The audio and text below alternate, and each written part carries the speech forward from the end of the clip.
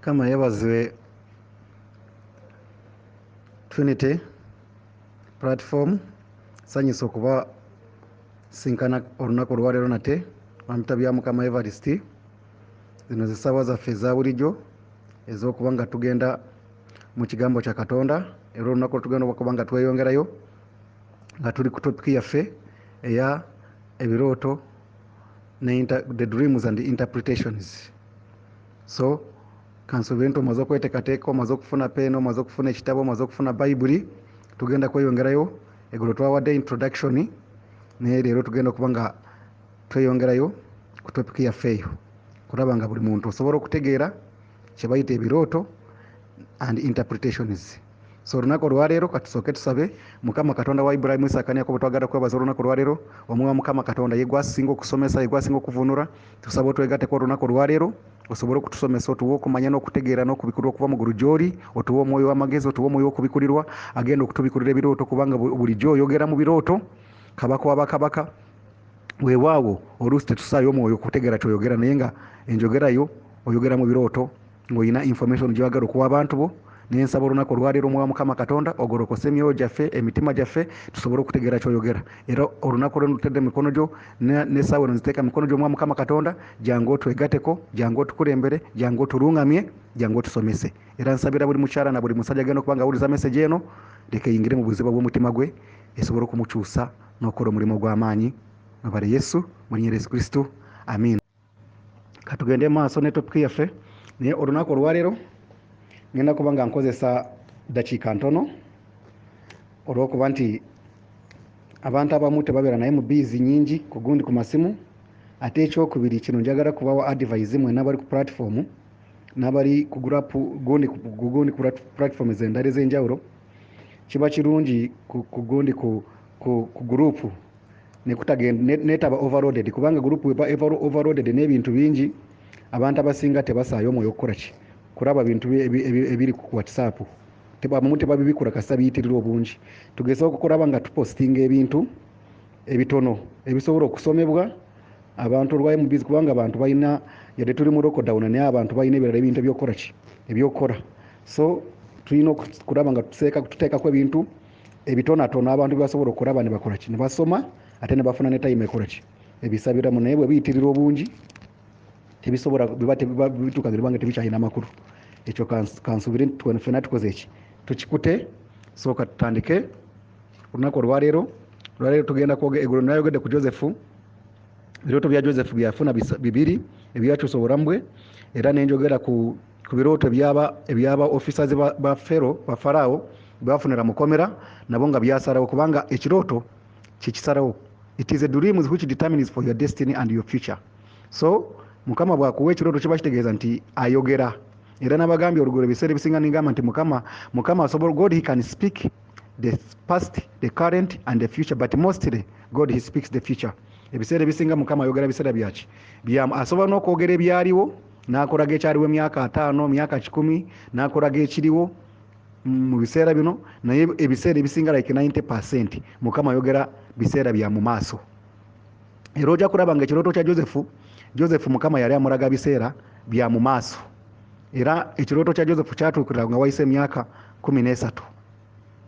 Mukiraba, ebirooto by'abasajja ba Farao byatuukirira nga wayiseewo ennaku meka? Ennaku 3. Olaba nga Mukama yali ayogera ekigenda okukola ki, ekigenda okubaawo. So Mukama bw'aba ayogera, aba ayogera ekigenda okubaawo. Ebiseera byaki, ebiseera by'omukosi mu Bayibuli babayitanga bagundi, babayita siya oba siya, abantu abakola ki, abantu abalengera ebigenda okukola ki, ebigenda okubaawo, balengera eby'omu maaso. So yenjogera Mukama gyakola gyayogeramu, ayogera bya maaso. Era ebiseera ebisinga bwe tubanga tugamba nti Mukama ayogera naffe mu birooto, omwoyo wa Mukama yaba ayogera, yaba atulaga ebigenda okukola ki, ebigenda okubaawo. So n'olwekyo tugenda maaso. Leero ngenda kwogera ku kyebayita the source of dreams and a dreamer. The source of the dreams and a dreamer, kubanga buli kirooto kibeerako ne source yakyo. Era abantu abasinga omubuuza nti ani yakulootedde, mbaoli omusamize wawere yandootedde. so oyina okumanya kubanga buli kirooto kirina okubanga kiriko soosi era omuntu soosi y'ekirooto ebeera nkulu nnyo n'omuntu akiroota naye abeera mukulu nnyo gwe ebirooto bye ebyo anaabikurootera n'omuntu akuvunula ekirooto soosi ye ematalinga aroota amatalinga ne soosi y'ekirooto gye kiva naye ekolaki naye ematalinga n'olunaku olwalwo tugenda kwogera ku gye bayita soosi esooka ye soosi eya mukama akolaki mukama ayogera so tujja kulaba nti ebirooto bya Josefu byava wa Katonda ebirooto by'abasajja ba Farawo byava wa Katonda mukama ng'akolaki ng'ayogera nabo so soosi esooka olunaku olwaleero tujja kubanga twogera ku Katonda ng'ayogera muki ng'ayogera mu birooto kubanga Katonda ayogera. Katonda si kiti, Katonda si jjinja, Katonda si lwazi, Katonda si kasiru, Katonda God he speaks. Ekimu ku kifuula ebintu Katonda okubanga mulamu biri ebintu nga bisatu. Ekisooka Katonda ayogera, ekyokubiri Katonda akola. Omuntu omulamu ayogera, omuntu omulamu akola. So Katonda ekimufuula nti mulamu ku bintu ebimufuula nti Katonda mulamu, ekisooka ayogera, ekyokubiri ali ku mulimu akola.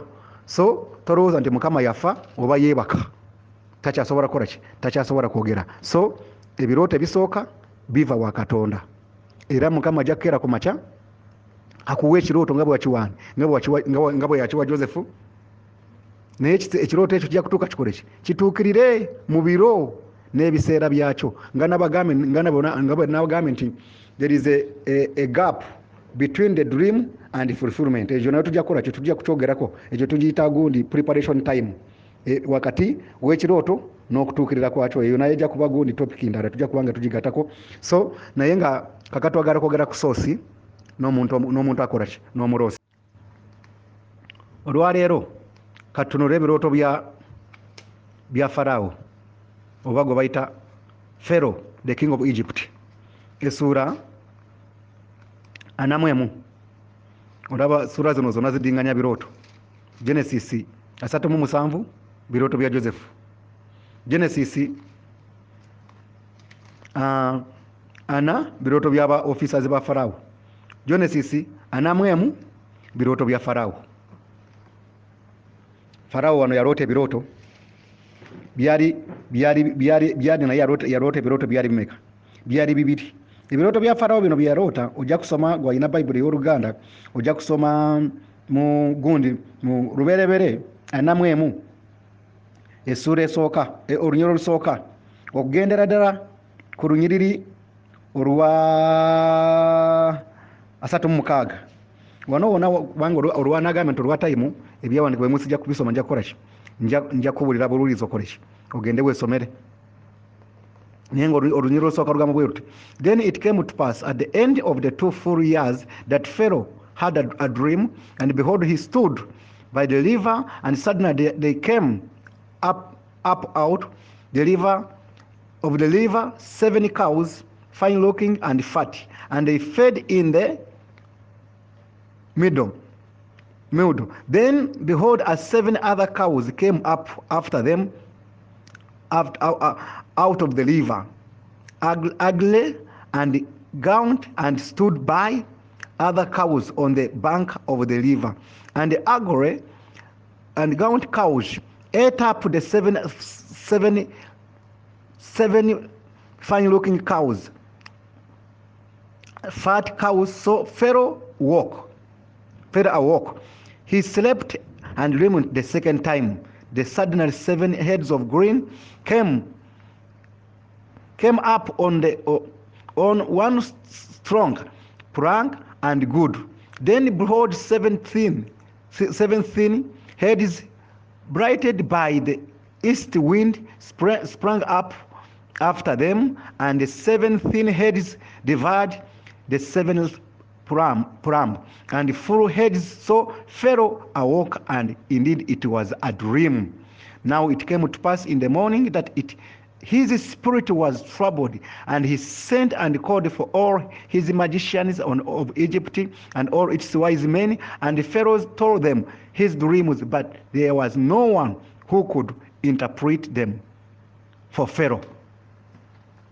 Bino birooto byani? eno soosi y'ebirooto bya Farawo yali Katonda. Nga Katonda ayogera ekyali kigenda okukola ki? Ekyali kigenda okubaawo mu nsi ya Ludawa, mu nsi ya Egypt. Era bw'ogenda mu maaso yo n'osoma ojja kulaba nga Farawo bwe yanoonya abantu abavunula ebirooto, kubanga twayogedde golo ne tugamba nti kiba kikulu nnyo Mukama bw'akuwa ekirooto n'ofuna a right interpreter. Ne mbagamba nti interpreter sooka ye Mwoyo Omutukuvu. Interpreter owookubiri ye muntu Mukama gwe yafukako amafuta, ayinza okuba musumbawo, ayinza okuba mentawo, naye ng'ayina Mukama yamuwa that gift of interpreting the dreams. Kubanga okuinterpreting ebirooto nikyo kiba kirabo Mukama kyakola ki? Mukama kyagaba, si buli muntu asobola okukola ki? Asobola okuvunula ekirooto. So wano Farawo n'aloota ebirooto bibiri, ate ekyewunyisa nebiddamu omulundi ogwokubiri. Nga bwe nabagamba nti eggulu ne mbagamba nti ekirooto ekituufu kirina okuba nga kiddamu twice or slice 3 times, emirundi ebiri oba emirundi esatu, nekijja olunaku olwaleero n'enkya nekikomawo nekiba repeated nekikakasa, kubanga Bayibuli egamba nti obujulizi obw'emirundi ebiri oba emirundi esatu bwe bukakasa ekintu kyekituufu. So wano Farawo aloose ate nakola ki? N'addamu nakola ki? N'addamu n'akirooto omulundi ogwokumeka? Ogwokubiri nebikola ki? Nebikomawo. Ekikakasa nti kyekirooto kyali kyani? Kyali kya Katonda. Era ekiseera kyatuuka Farawo n'ayita abantu abakola ki? Abavunula ebirooto ne bakola ki? Ne bamubula musajja wattu, n'abeera ku pressure, n'atabulwa ng'Omukama alina kyakola ki? Nga Mukama alina kyamugamba, okutuusa bano basajja ba Josefu yavunula ebirooto. Jjukira omu baali bamuwanika ku muti, omulala nga bamuzaayo ku mulimu gwe, nga Josefu yakola ki? Bwe yamuvunulira. Kaakati ono eya Josefu gwe yali agamba mukomera, n'agamba nti bw'otuukanga mu maaso ga Farawo toneerabiranga. Oyo yennyini Mukama ate gwakozesa n'ajuukira n'agamba nalaba omusajja mukomere yanyamba okuvunula ebirooto. Essura 4 olunyirira 37. So sana 4 olunyirira 7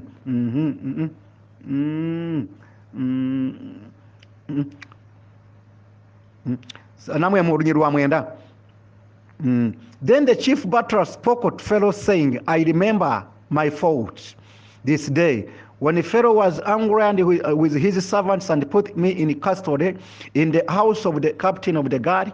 Both me and the chief baker, we each had a dream in one night.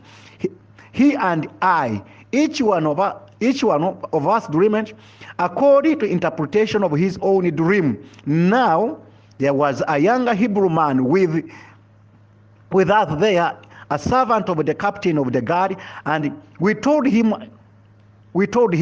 and he interpreted our dreams for us. To each man he interpreted according to his own dream, and it came to pass just as he interpreted for us. So it happened. He restored me to my office, and he hanged him. Then Pharaoh sent and called Joseph, and they brought him quickly out of the dungeon, and he changed his clothing, and he came to Pharaoh. And the Pharaoh said to Joseph, I have had a dream. There is no one who can interpret it, but I have had it. It said, if you can understand a dream to interpret it. So Joseph answered Pharaoh, saying, It is not I. It is not me, but God gives Pharaoh an answer of peace. Then Pharaoh said to Joseph, Behold, in my dream, tukatulaba wano nga Joseph nga Farao agamba Joseph kirooto kyakoze ki? Kyeyaloosa wano kati Joseph afuuse muki? Joseph afuuse musumba. Yagenda muddu mu nyumba ya Potifa, avudde mu nyumba ya Potifa n'agenda mu komera. Ojuukira nti wa Potifa bamutundayo ng'omuddu baganda be, naye ekyo kyonna yali preparation y'ebirooto bya Joseph kukola ki? Okutuukirira. Ne bamutunda n'agenda mu nyumba ya Potifa, omukazi wa Potifa n'amuwayiriza, wuyo avuddeyo mu nyumba ya Potifa agenze mukomera. Olwo pulaani ya Mukama kutuukiriza kirooto. Atuuse mu nyumba ya mukomera gy'asanga abasibe babiri abava mu nyumba ya Farao ne baloota ebirooto, ate be yavuunula bennyini be bamutuusa amaaso ga Farao avuunule ekirooto kyani? Avuunule ekirooto kyani? Kya Farao. Kaakati wano Joseph n'atandika okuvuunula ekirooto kyani? Ekirooto kya Farao nga Mukama bwe yakoze ki? mukama bwe yarakoze ki bwe yali amugambye kyekitegeeza verse 25 then Joseph said to Pharaoh, the dream of Pharaoh are one, and God has shown Pharaoh what is about to do. Then the 7 good cows are 7 years, and the 7 good heads are the 7 years in the dream. The dream are one. Kino kye nabagambye nti ebirooto bisobola okuja different forms but same meaning. Bisobola okuja nga tebifaanagana mu ngeri gye wabirooseemu naye nga amakulu gaabyo gafaanagana. Interpretation yaabyo eryemu. Olaba wano Farao aroose ente meka? The 7 good cows. Ne 7 good cows and 7 good heads. Byonna bikola ki? Byonna bifaanagana nga bitegeeza ekintu kyekimu. 27 and the 7 thin and ugly cows which came up after them are 7 years, and the 7 years empty heads brightened by the east wind are 7 years of famine. In the thing which I have spoken to Pharaoh, God has shown Pharaoh what is about to do. Indeed, 7 years of great plenty will come through out of the land of Egypt, but after them 7 years of famine will arise, and all the plenty will be forgotten in the land of Egypt, and the famine will depress the land, so the plenty will not be known in the land because of the famine following, for it will be very severe. And the dream was repeated to Pharaoh twice, because the thing is established by God, and God shortly bring it to pass. Wano Joseph amaze okuvunula ekirooto kyani, ekirooto kya Farao. Nagambye ntwogera gye bayita soosi y'ekirooto n'omuntu aroota. So Katonda yayogera ne Farao n'amulaga ebintu ebyali bigenda okukola ki, ebyali bigenda kubaawo mu myaka 7. Mu myaka 7 nga wali wagenda kubaawo gye bayita enjala etabangawo mu nsi yonna.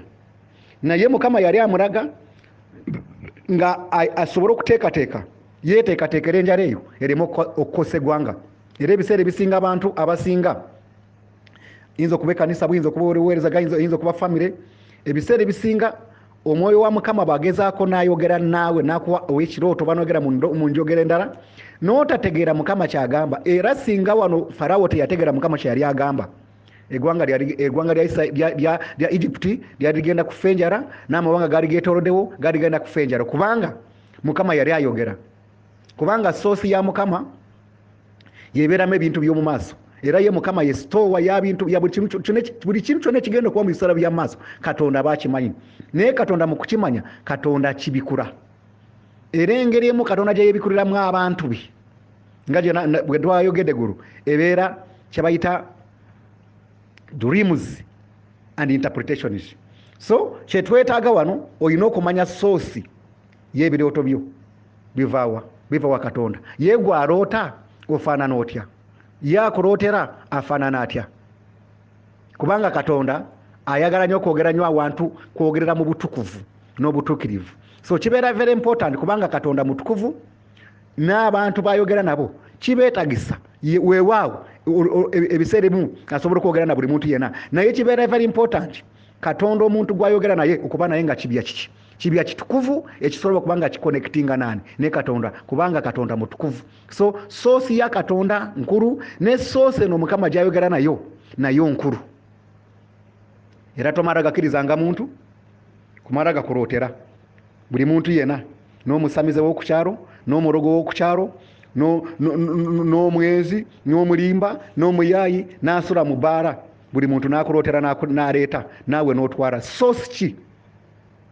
Kubanga soosi eno ya Katonda nkulu, ne soosi eno naye eroota nayo nkulu, kubanga waba gye bayita connection between the dreamer and the source of the dream. Nga bwolaba nti obulamu bwa Joseph bwali connected ne Katonda. So Mukama n'aba nga asobola okumuyisaamu ebintu ebisobola okukola ki, ebisobola okuyamba abantu. Ebirooto bino bwe tubanga tuloota, osobola okuloota ekirooto n'olootera abaana bo, osobola okulota ekirooto n'olootera omwami wo, osobola okulota ekirooto nga kya ggwanga, osobola okuleeta ekirooto nga kya mawanga, osobola okuleeta ekirooto nga kya kanisa, osobola okuleeta ekirooto nga kya musumbawo, osobola okuleeta ekirooto, osobola okuba nga oli soosi Mukama mwayisa okwogera naki, kwogera n'abantu. Naye wano olina okuba nga weegendereza engeri gyo Mukama nga amaze okwogera naawe, engeri gy'ohandolingamu Mukama kyamaze okukola ki, kyamaze okwogera naawe.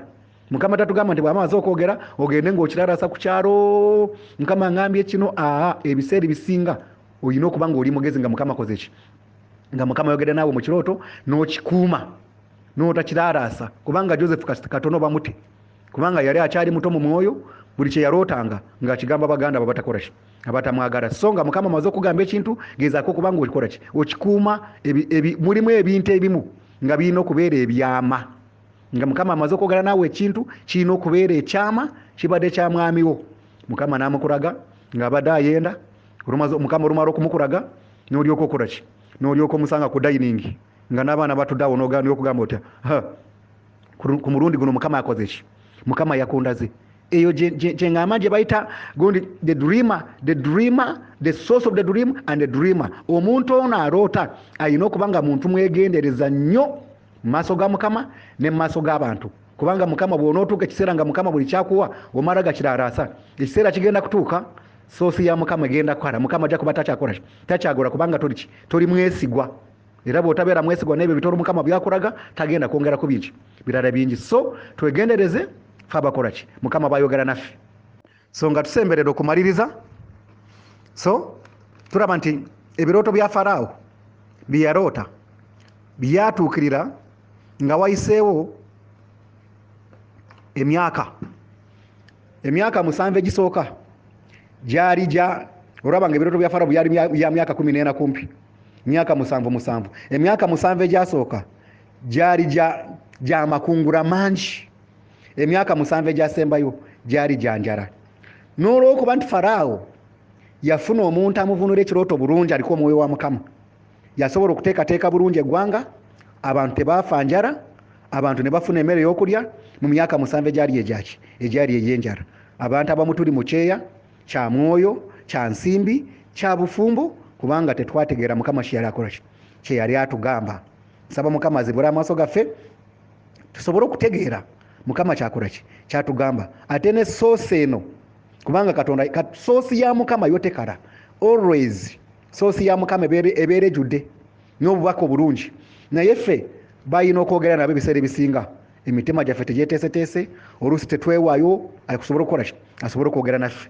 Saagala kusuka wano, njagala kukozesa, kubanga nagamba nja kukozesanga eddakiika 3 zokka, naye njagala ogende maaso weesomere ekyawandiikibwa kino ekya Faraawo essuula ya 4 kyonna nga bwe kiri, okisome ojja kulaba engeri Mukama gye yayogeramu ne Faraawo mu birooto, smart dreams ne bituukirira mu myaka 14 ng'ebirooto bya Faraawo bikyakola ki, bikyatuukirira. Ekyo kiyinza okutuukirira enkya, kiyinza okutuukira myaka 3, kiyinza okutuukira myaka 6, kiyinza okutuukira myaka 10, kiyinza okutuukira myaka, kugamba olina okulinda biro na biseera byekirooto Mukama kyakoze ki, kyakuwadde okutuukirira. So katusabe. Kama kano twagala kwebaza olunaku olwaleero mu linnya lya Yesu Kristo Mwana Katonda, nkwebaza olw'abasajja n'abakyala abadde ku platform olwa message eno kabaka w'abakabaka ey'ebirooto. Nsaba Mukama ffe ng'abantu b'oteeseteese okwogera naffe, kyusa emitima gyaffe, kyusa endowooza zaffe, kyusa obulamu bwaffe Mukama w'abakama Katonda waffe, kubanga Mukama gwe soosi yo yejjudde ebintu bingi, oyagala kwogera naffe Mukama w'abakama. Naye ebiseera ebisinga ffe emitima gyaffe tegibeera migule gy'oli, naye tusaba Mukama w'abakama okyuse emitima gyaffe, okyuse endowooza zaffe, okyuse obulamu bwaffe, tusobole okuba nga tubeeteefuteefu Mukama okuwulira okuva gy'oli Mukama w'abakama, kubanga ogenda kwongera okwogera naffe n'okutwebikulira okuyita mu birooto kabaka w'abakabaka nga bokola bulijjo.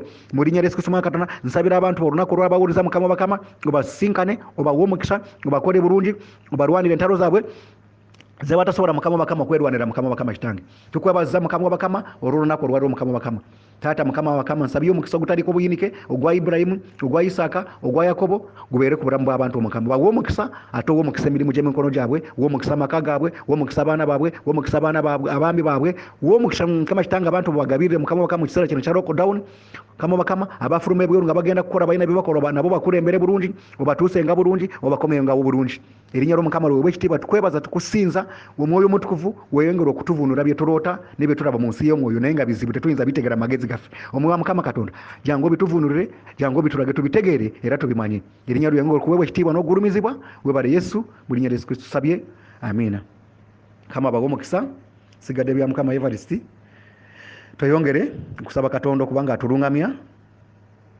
mukama yeebazibwe.